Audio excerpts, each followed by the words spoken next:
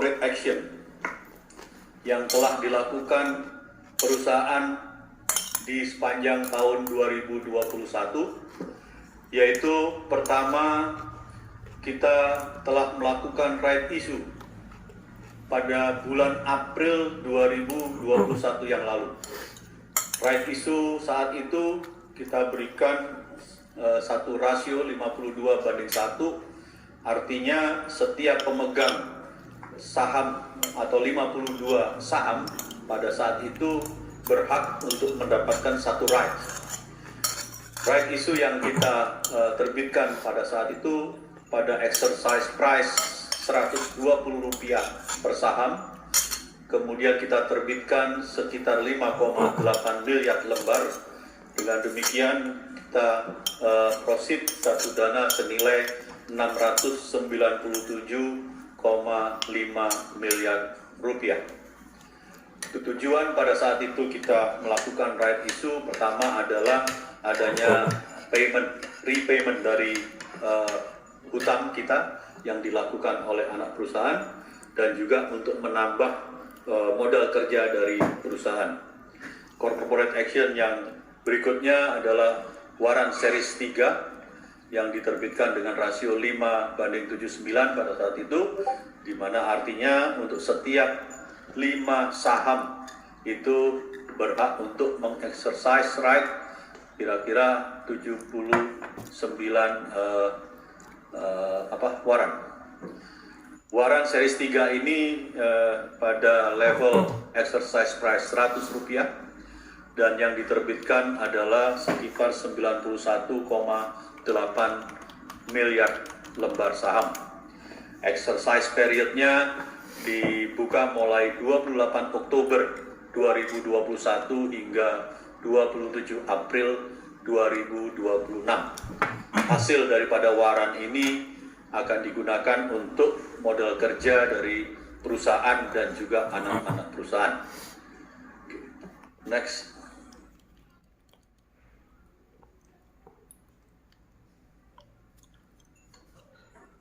Corporate action yang berikutnya juga kita melakukan penempatan saham di PT Moratel Indonesia.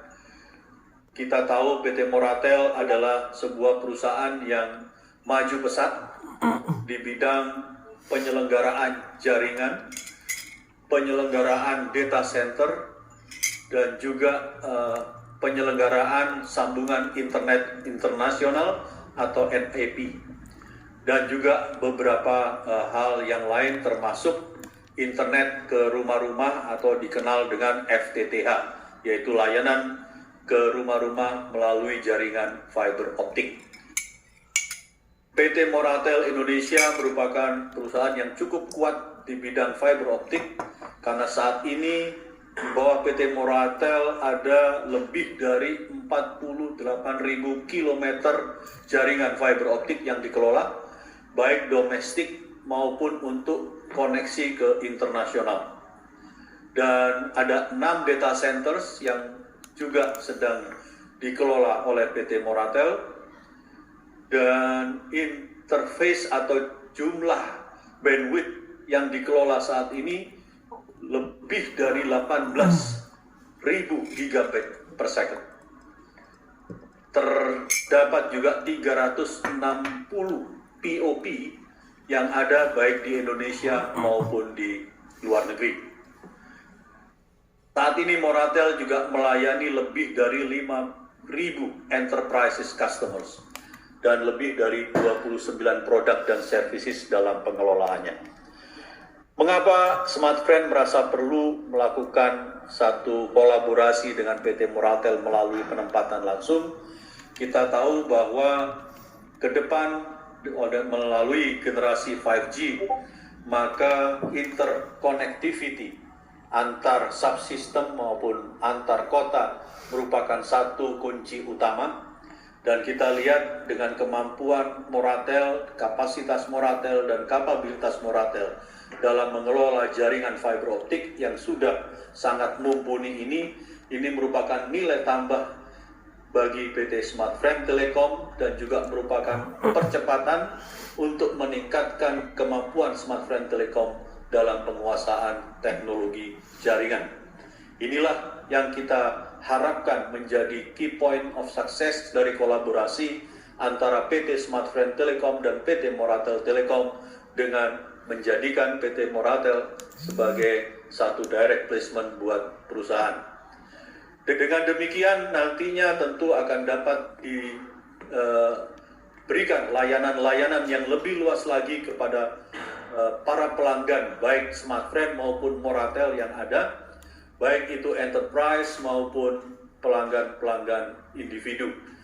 Misalkan ke rumah-rumah setelah ini kita akan betul-betul dapat melayani apa yang disebut Quad Play. Quad Play adalah satu layanan terintegrasi atas layanan internet, kabel TV, fixed telepon, dan juga mobile services. Jadi baik orang itu mau melakukan call dari fixed telepon maupun dari mobile, itu semua adalah dalam satu paket layanan termasuk TV dan internetnya. Kekuatan ini kami yakini akan membuat Smartfren menjadi satu perusahaan yang akhirnya merupakan satu operator telekomunikasi dengan full services. Apapun layanan telekomunikasi yang dibutuhkan, Smartfren akan bisa memberikannya. PT Smartfren Telecom saat ini menjadi 20,5% pemegang saham dari PT Moratel Indonesia. Next.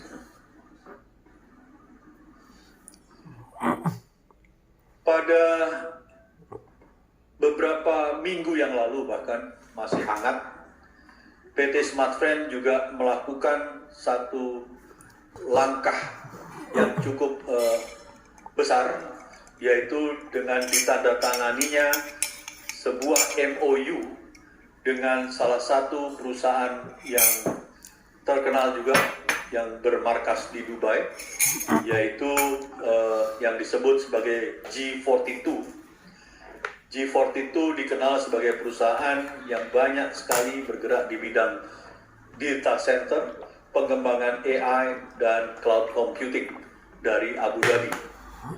Dengan grup 42 ini, Smartfren bersama satu lokal partner yang lain yaitu PT Amara Padmasahati telah melakukan penandatangan MOU untuk melakukan pembangunan data center di Indonesia sampai dengan 1000 megawatt kapasitinya. Penandatanganan MOU ini merupakan satu peristiwa bagi kami sangat strategis. Pertama, ini adalah satu lompatan. Kita tahu bahwa 1000 megawatt data center bukanlah sesuatu yang kecil, tapi ini sangat besar, dan kesempatan penandatanganan yang dilaksanakan pada saat kunjungan Bapak Presiden Jokowi secara resmi di depan Kepala Negara UAE waktu itu, ini merupakan satu kesempatan yang sangat strategis yang merupakan satu kemajuan pesat bagi Smartfren untuk melangkah lebih lanjut dalam bisnis telekomunikasi ke depan. Mudah-mudahan implementasi dari MOU ini akan dapat segera dimulai pada tahun 2022 mendatang. Next.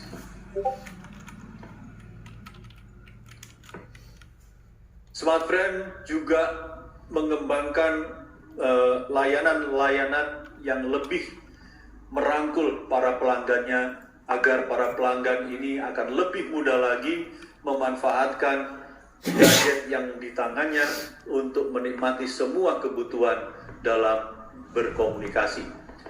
Jadi ada sebuah aplikasi yaitu MySF yang kemudian diberikan kepada setiap pelanggan untuk dapat mendownloadnya. Dan melalui MySF inilah engagement antara pelanggan dengan perusahaan dapat terjadi untuk segala macam kebutuhan, baik itu untuk top up atau isi ulang, untuk cek balance, untuk cek kuota, untuk bahkan membeli SIM card baru, mau ganti nomor, mau beli paket data, mau apapun untuk kebutuhan bertelekomunikasi dengan smartfren, pelanggan sekarang cukup melalui aplikasi yang kita berikan di setiap handphone pelanggan, yaitu MySF. Di samping itu, next, MySF juga memberikan banyak kemungkinan lain, yaitu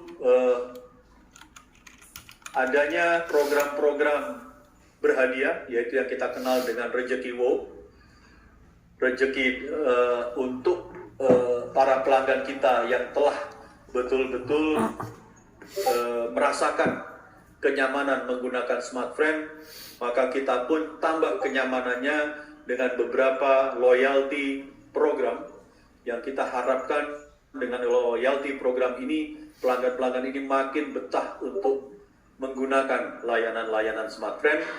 Kita memberikan banyak sekali program-program game berupa hadiah-hadiah, bahkan hadiah terbesar adalah sebuah mobil saat ini, yang pada saat itu juga pernah kita berikan adalah rumah.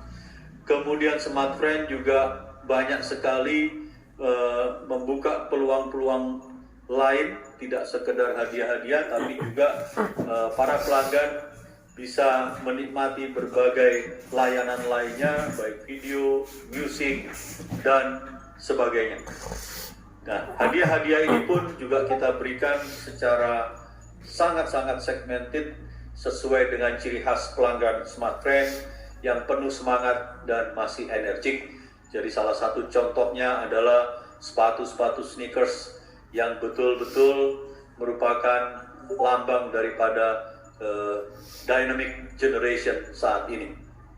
Smartfren juga aktif dalam meningkatkan loyalitas pelanggan untuk memberikan sponsorship di acara-acara yang menurut kami memang berkelas dan cocok bagi pelanggan-pelanggan smartfren, semacam Indonesian Idol yang dilakukan oleh salah satu TV swasta di kita.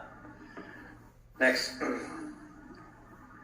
Nah, ini merupakan satu gambaran bagaimana performansi yang telah dicapai dari tahun ke tahun oleh smartfren. Kalau kita lihat dalam indikator pertama, pertumbuhan pelanggan, kita boleh merasa bangga bahwa pertumbuhan pelanggan smartfren dari tahun ke tahun secara konsisten menunjukkan angka yang cukup stabil. Bahkan kalau kita lihat CAGR kita dari 2018 hingga 2020 itu sekitar 51%. Ini merupakan pertumbuhan yang menurut kita sangat menjanjikan bahwa smartfren akan tidak lama lagi tumbuh berkembang menjadi operator papan atas. Untuk year on year pada akhir triwulan ketiga, smartfren juga pelanggannya tumbuh dari 27,5 menjadi 32,5 juta pelanggan. Revenue juga demikian, menunjukkan angka pertumbuhan yang juga menurut kami sangat meyakinkan. EBITDA ini harapan dari tahun ke tahun yang kita selalu elu-elukan. Kita wajib bersyukur bahwa EBITDA kita tumbuh dengan cukup stabil.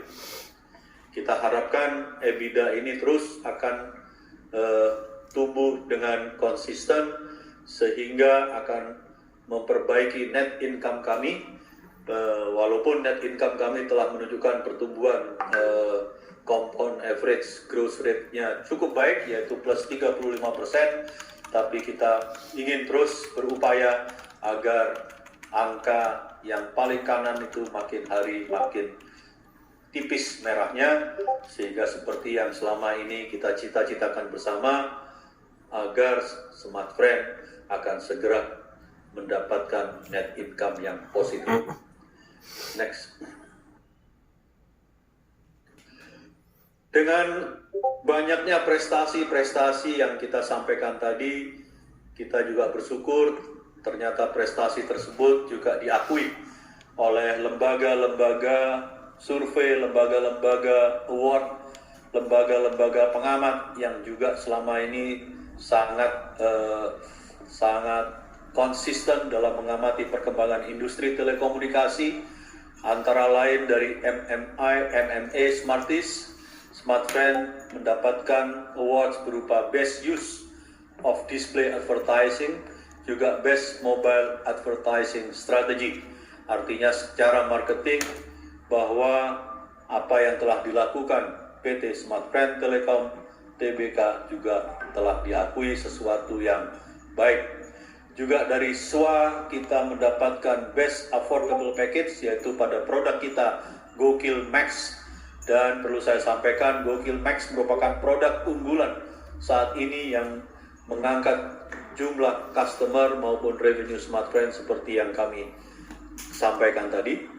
Smartfren juga mendapatkan Most Engaging Campaign Rezeki Wow. Jadi apa yang kita lakukan sebagai loyalty program juga merupakan satu campaign yang diakui oleh Cellular Award sebagai campaign yang baik. Dan juga Smartfren telah menerima juga sebagai Most Engaging Brand of Digital pada tahun 2021. Ini merupakan penghargaan-penghargaan yang membuat kami lebih semangat lagi, lebih giat lagi untuk meningkatkan prestasi serta layanan-layanan yang akan kami teruskan hingga tahun depan. Next. Dari SWA lanjut, kita juga mendapatkan Best Integrated Community Empowerment. Kita banyak sekali kegiatan-kegiatan dalam mengembangkan komunitas-komunitas Smartfren di masyarakat. Juga kita mendapatkan satu award yang disebut Corporate Sustainability Warrior untuk salah satu staf kami.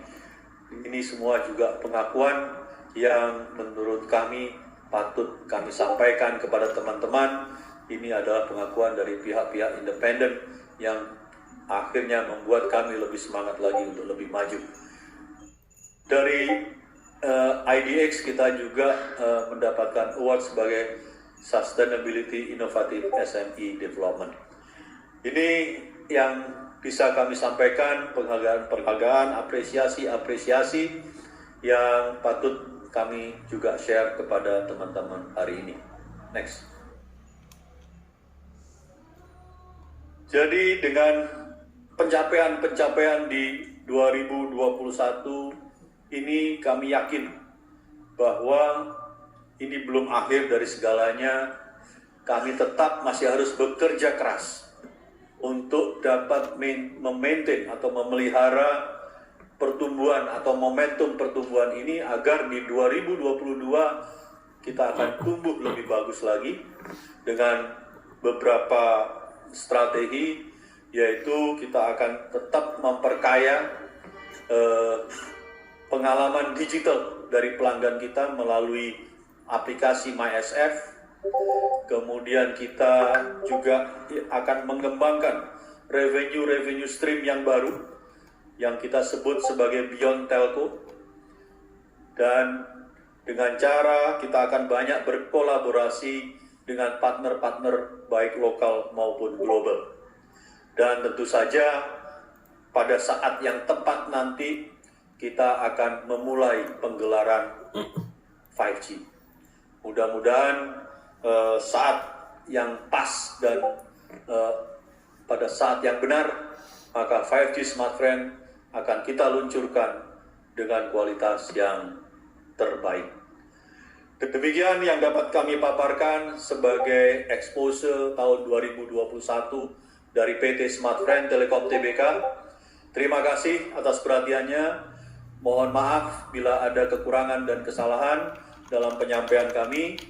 Dan sekali lagi saya ucapkan terima kasih yang setinggi-tingginya atas dukungan teman-teman semua, baik dari media, analis, para pemegang saham yang kami muliakan, sehingga Smartfren dalam 2021 dapat mengakhirinya pada tahun ini dengan prestasi yang kami dapat banggakan.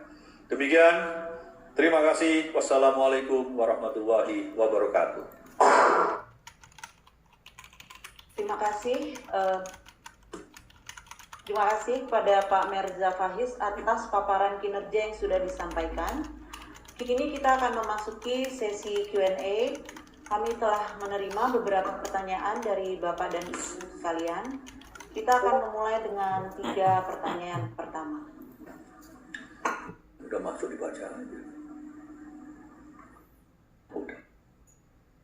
Pertanyaan pertama dari Bapak Wiranusa, investor individu, memohon informasinya atas isu merger dengan XL. Pertanyaan kedua, apakah benar rumor bahwa Alibaba akan masuk ke Friend? Pertanyaan ketiga, apakah Friend menargetkan menjadi 2 besar pemain di telekomunikasi dan teknologi? Baik, terima kasih Pak Wiranusa. Pertanyaannya sudah sangat menjurus. Jadi mengenai berita-berita bahwa adanya rencana merger Friend dengan XL, tentu saja ini banyak sekali dibicarakan oleh kawan-kawan, khususnya kawan-kawan yang sangat aktif di industri telekomunikasi. Ini semua di-trigger memang oleh satu pencapaian yang juga diberitakan cukup besar, yaitu merger dari 2 kawan kita yang lain, yang mungkin hari ini secara resmi akan diumumkan. Jadi konsolidasi pemain telekomunikasi di Indonesia sudah banyak dibicarakan beberapa tahun terakhir ini, dan ini bukan sekedar hanya isu dari Friend dan XL, tapi tentu saja banyak sekali isu-isu yang beredar siapa dengan siapa, satu persatu kemudian mulailah terbukti, oh si ini akhirnya merger, dan hari ini pun mungkin pada jam yang sama sedang terjadi juga sebuah RUPS yang juga akan mengumumkan merger yang sama. Nah, kita tentu saja terbuka. Friend sebagai perusahaan yang terbuka memang harus melakukan keterbukaan apakah hal-hal seperti ini mungkin terjadi. Kita siap untuk melakukan diskusi dengan siapapun yang memang sama-sama punya visi untuk membesarkan telekomunikasi di Indonesia ini. Friend sebagai satu perusahaan telekomunikasi yang saat ini masih terus berkembang, masih dalam, ya kalau kita manusia ini masa pertumbuhan. Tentu anak-anak kita yang masih masa pertumbuhan banyak membutuhkan dukungan-dukungan. Nah, Friend pun demikian.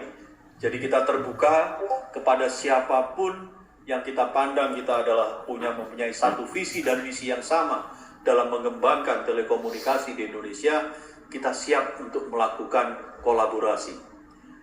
Bahkan tidak hanya XL, siapapun, apakah itu pemain global, pemain-pemain yang belum ada di Indonesia, maupun pemain-pemain di Indonesia yang juga sudah ada selain XL. Nah, apakah ini akan terjadi dan kapan terjadi? Mari kita sama-sama berdoa. Mudah-mudahan yang terbaik bagi Friend yang akan terjadi, sehingga Friend yang kita cintai ini betul-betul akan lebih besar, lebih berkembang lagi. Demikian juga Alibaba, ini merupakan salah satu yang saya sebut tadi. Tidak ada sama sekali ketidakmungkinan, semua itu mungkin. Dan ini semua hanya secara resmi terjadi ya nanti kalau sudah betul-betul tinta sudah ditorehkan. Nah, inilah yang kita sama-sama inginkan, cuma satu, bahwa Friend akan berkembang, bahwa Friend akan menjadi pemain tangguh di Indonesia, dan bahwa Friend akan menjadi seperti yang pertanyaan nomor 3, bisa menjadi nomor 2 di Indonesia.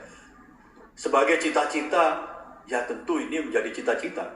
Kalau cita-cita, saya bahkan ingin menjadi nomor 1 gitu kan. Tapi kapankah itu bisa dicapai, dengan cara apakah itu bisa dicapai, Apakah dengan cara nomor 1, dengan cara nomor 2, itu semua adalah opsi-opsi yang masih terbuka sampai saat ini. Kita hanya berharap apapun yang akan terjadi itu adalah tentu yang terbaik bagi perkembangan Friend ke depan. Terima kasih. Mudah-mudahan Pak Wiranusa, mari kita dukung apapun gerakan demi memajukan Friend kita. Terima kasih Pak Merza dan terima kasih Pak Wiranusa untuk pertanyaannya. Pertanyaan selanjutnya dari Mas Pandu dari Bisnis Indonesia. Ada 2 pertanyaan. Yang pertama adalah bagaimana dengan target top line serta bottom line tahun depan? Strategi perseroan seperti apa? Nomor 2, apakah Friend mempertimbangkan opsi merger untuk meningkatkan kinerja pada tahun-tahun mendatang? Kenapa alasannya dan bagaimana upayanya? Silakan. Ya, karena pertanyaan nomor 2 mirip-mirip dengan pertanyaan nomor 1. Seperti tadi saya sampaikan bahwa merger tentu saja salah satu opsi bila merger tersebut dilakukan dengan calon investor yang akan mempunyai visi dan misi yang sejalan dengan visi dan misi Friend untuk menjadikan Friend berkembang dan kuat di Indonesia. Nah, tentu ini semua kalau sudah ketemu partner yang seperti ini merupakan salah satu opsi untuk meningkatkan kinerja tahun-tahun mendatang. Kita tahu bahwa tahun-tahun mendatang tantangan untuk berinvestasi akan lebih besar lagi. Tantangan berkompetisi juga tetap makin kuat. Inilah yang harus kita pikirkan bersama. Kekuatan-kekuatan baru akan membantu Friend untuk mengarungi medan yang makin berat ini. Untuk pertanyaan nomor 1, saya mungkin minta bantuan Pak Antoni. Saya persilakan. Oke, baik. Untuk pertanyaan nomor 1 dari Pak Pandu mengenai target top line dan bottom line. Jadi perlu saya sampaikan bahwa kita tadi Pak Mesa sudah sampaikan secara historis performance kita untuk revenue, pertumbuhan kita cukup bagus. Kita mengalami pertumbuhan double digit, ya. Dan tentunya untuk tahun depan kita akan tetap mempertahankan growth ini. Kita tetap masih pengen double digit di atas 10% pastinya. Mengenai bottom line-nya sendiri, otomatis juga kita lihat kan tadi secara historis bahwa bottom line-nya semakin lama semakin membaik ya. Memang kita perusahaan masih merugi, tapi kita lihat makin membaik. Malah di kuartal ketiga kemarin di pelaporan kami sebutkan bahwa secara operating income kami sudah mencapai positif yang di ketiga tersebut. Jadi kalau saya melihatnya begini untuk bottom line, operating expenses-nya satu perusahaan telekomunikasi itu pada umumnya majority sekitar mungkin 75% itu adalah komponennya fixed cost, komponen biaya tetap, sedangkan 25%-nya adalah biaya variabel. Jadi kalau pertumbuhan revenue kita bagus, ya maksudnya kita mengalami pertumbuhan dari sisi pendapatan dan maupun jumlah pelanggan, automatically margin kita, EBITDA margin maupun bottom line kita akan juga improve. Makanya terlihat kan dari historical kita yang tahun-tahun sebelumnya itu pertumbuhan revenue kita bertumbuh bagus. Emang OPEX juga bertumbuh, tapi pertumbuhannya lebih kecil daripada pertumbuhannya si pendapatan. Karena yang tadi saya sampaikan bahwa kita punya contribution margin di telecommunication ini cukup besar. Ya, contribution margin itu karena yang tadi nature bisnisnya ada fixed cost sebesar 75%. Nah, jadi kami sih terus terang mengharapkan dari sisi bottom line akan terjadi perbaikan yang cukup signifikan di tahun depan, sehingga kita bisa memberikan yang terbaik buat kepada para pemegang saham kita. Ya, saya rasa itu jawaban dari saya untuk yang nomor 1. Thank you. Terima kasih Pak Merza dan Pak Antoni atas jawabannya, dan terima kasih Mas Pandu atas pertanyaannya. Selanjutnya, pertanyaan selanjutnya. Oke, ini dari Pak Sigit Pujiarto, investor individu. Yang pertama adalah apakah Smartfren akan menambah porsi kepemilikan saham di Moratel menjadi mayoritas lebih dari 50%? Yang kedua, pembangunan data center dengan G40 itu kapan dimulai? Silakan. Terima kasih Mas Sigit. Tentu kalau kolaborasi yang hari ini setelah berjalan merupakan satu kolaborasi yang positif, tidak ada salahnya kita berpikir untuk memperbesarnya. Tapi tentu saja kita harus mempertimbangkan kapan saat yang tepat untuk memperbesar kepemilikan saham di Moratel menjadi mayoritas. Dan yang kedua, kita juga harus menghargai pemegang-pemegang saham lainnya di Moratel. Dan ini hanya bisa terjadi kalau semua pemegang saham mencapai satu kata sepakatan.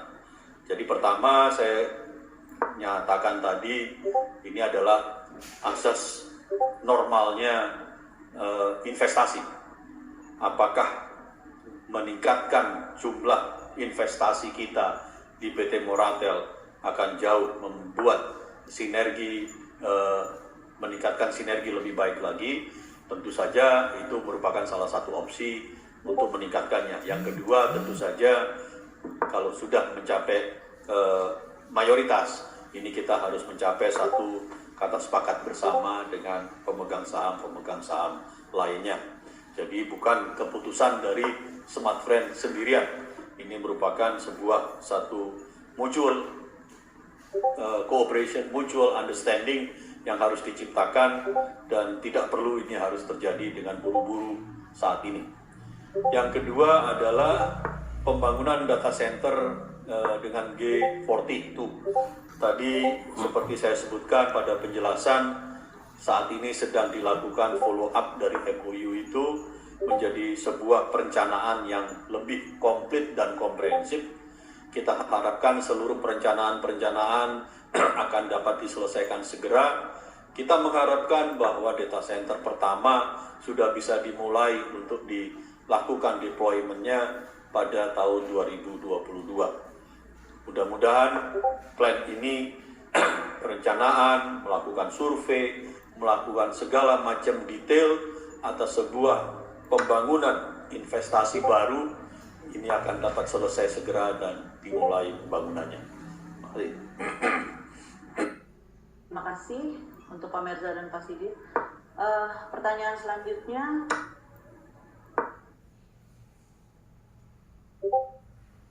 oke, dari Pak Rinaldi Tama, investor individu.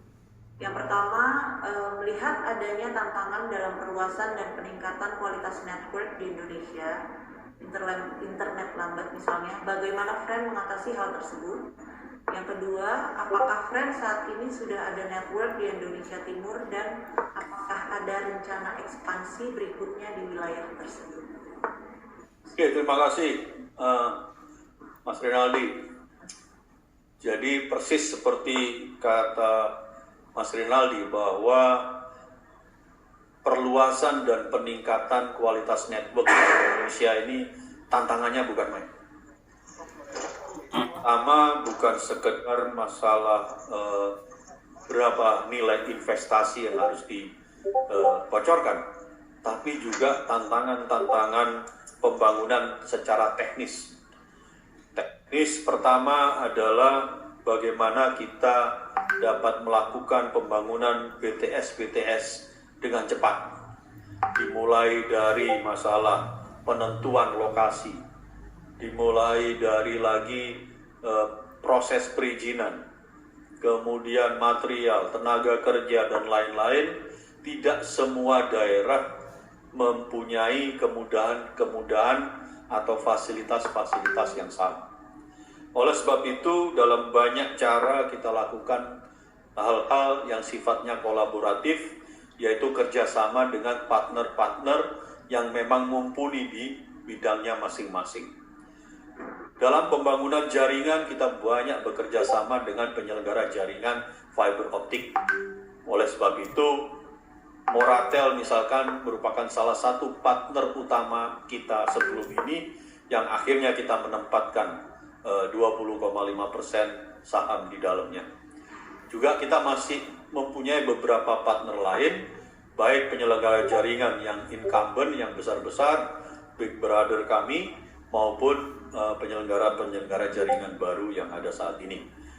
Tower juga demikian, kami selalu berkolaborasi dengan seluruh penyelenggara tower yang hari ini ada, dan memang patut kita sepaham kita dan bersama-sama ikut mengembangkan di daerah-daerah baru. Dan juga untuk hal-hal yang lain kami banyak bekerja sama dengan partner-partner agar perluasan dan peningkatan kualitas network ini dapat terselenggara jauh lebih cepat daripada kalau kami lakukan sendirian. Dan hasilnya memang kita dapat buktikan tadi bahwa pertumbuhan BTS kita hingga 40.000 saat ini juga hasil daripada kolaboratif action yang kita lakukan bersama para partner tersebut. Pola seperti inilah yang akan kita lanjutkan, dan mudah-mudahan ke daerah-daerah yang nantinya ke arah timur yang terkenal makin sulit baik secara geografis maupun secara ekonomi, kita pun juga akan terus melakukan pengembangan lebih lanjut bersama kawan-kawan yang lain. Yang kedua adalah ini ada kaitannya dengan masalah kebijakan pemerintah. Pengembangan jaringan seluler membutuhkan juga penambahan spektrum frekuensi. Kalau kita lihat bersama hari ini, Smartfren merupakan perusahaan yang masih membutuhkan tambahan-tambahan spektrum frekuensi agar melakukan perluasan dan peningkatan kualitas network ini akan jauh lebih cepat lagi dapat dilakukan, dan secara investasi akan jauh lebih efisien. Perusahaan telekomunikasi yang menguasai spektrum lebih luas akan mempunyai privilege investasinya lebih efisien daripada perusahaan yang spektrumnya terbatas. Nah, inilah yang kita selalu dorong kepada pemerintah agar alokasi frekuensi ini dapat juga mempertimbangkan hal ini, agar seluruh pelaku industri telekomunikasi ini mempunyai satu sumber daya tidak sama, tapi paling tidak jauh berbeda. Mudah-mudahan ini juga merupakan satu jalan keluar. Kalau kami lambat laun akan bertambah jumlah frekuensinya, maka peningkatan dan perluasan kualitas network ini kami yakini akan jauh lebih cepat dan lebih efisien secara investasi. Nah, apakah Friends saat ini sudah ada network di Indonesia Timur? Kita saat ini paling timur itu sampai ke di Sulawesi Utara. Itu kira-kira bujur paling timur. Nah, ke timur lagi Maluku, Papua, atau dari selatan adalah NTT. Saat ini memang kita belum sampai sana. Kenapa? Lagi-lagi kita katakan tadi bahwa pada posisi dan kondisi Smartfren hari ini, maka investasi itu betul-betul harus benar-benar tepat sasaran, tepat waktu, dan juga tepat guna. Kita tidak bisa menyebarkan investasi di seluruh area yang kita belum yakini secara value bahwa ini akan tepat guna, tepat waktu, dan tepat sasaran. Nah, ini yang juga kita pertimbangkan. Karena apa? Investasi di Indonesia Timur itu akan jauh lebih mahal lagi dibanding investasi di Indonesia Tengah dan Barat. Bukan kita tidak ingin ke sana, tapi tentu kita ingin memperkuat dulu kekuatan daya investasi kita dengan Indonesia Barat dan Tengah, maka secara gradual kita akan nanti mulai di Indonesia Timur. Kita berharap mulai tahun depan mungkin beberapa kota kita mulai akan coba kembangkan di wilayah Indonesia Timur nantinya. Mohon bantuan, dukungan Pak Rinaldi agar kita bisa juga segera berekspansi ke area-area di sana. Kita tahu bahwa potensi di sana juga ada, tapi investasi ke sana juga bukan main mahalnya.